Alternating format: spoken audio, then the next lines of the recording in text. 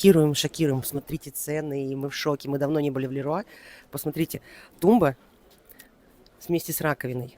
Тумба отдельно стоит 18 586 и раковина 11 200. Зеркало стоит 11 500. Складываем эти цифры